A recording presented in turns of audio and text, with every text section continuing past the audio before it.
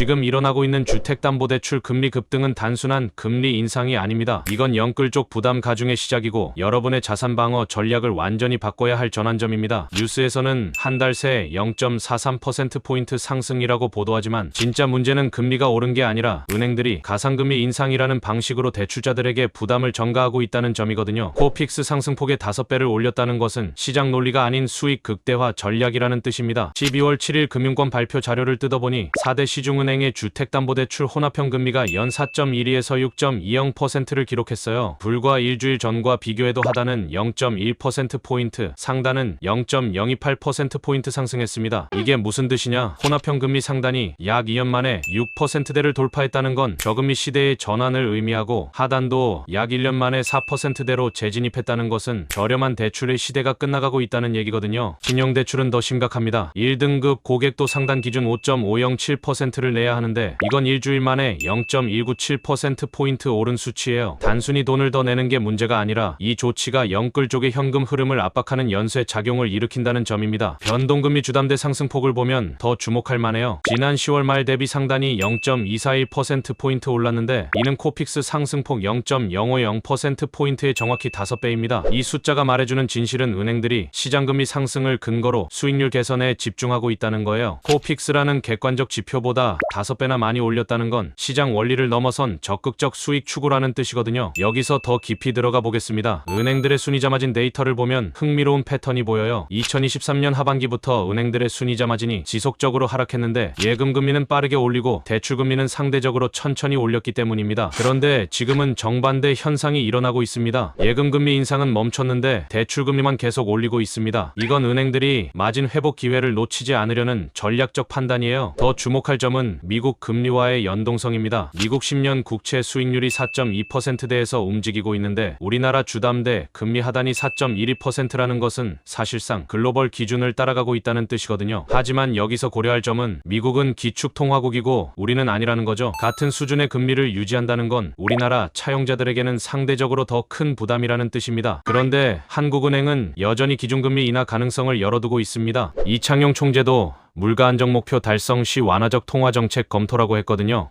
하지만 실제 시장에서는 대출금리가 상승하고 있다는 거죠. 이게 바로 통화정책 전달 경로의 변화입니다. 과거에는 기준금리가 0.25%포인트 내리면 시장금리도 비슷하게 따라 내렸는데 지금은 기준금리 인하 기대감이 있음에도 불구하고 실제 대출금리는 다른 방향으로 움직이고 있습니다. 이런 상황에서 자산 배분 관점에서 보면 더 흥미로운 현상이 나타납니다. 정기예금 금리는 여전히 3%대 초중반에 머물러 있는데 주담대 금리는 4%대로 올라갔거든요. 이 말은 대출받아서 투자하는 것 의 수익성이 현저히 떨어졌다는 뜻이에요. 특히 전세자금 대출의 경우 더 어려워집니다. 전세 수익률이 연 2에서 3% 수준인데 전세자금 대출 금리가 4에서 5%라는 건 마이너스 수익률을 감수하고 전세를 유지하고 있다는 뜻이거든요. KB국민은행이 12월 8일부터 추가 인상을 예고한 것도 같은 맥락입니다. 5년물 금융채 상승분만큼 더 올리겠다는 건 앞으로도 이런 방향으로 나가겠다는 계획이죠. 제가 보기에는 크게 3가지 시나리오가 가능한데 첫 번째는 내년 상반기 중 금리 상승이 둔화되고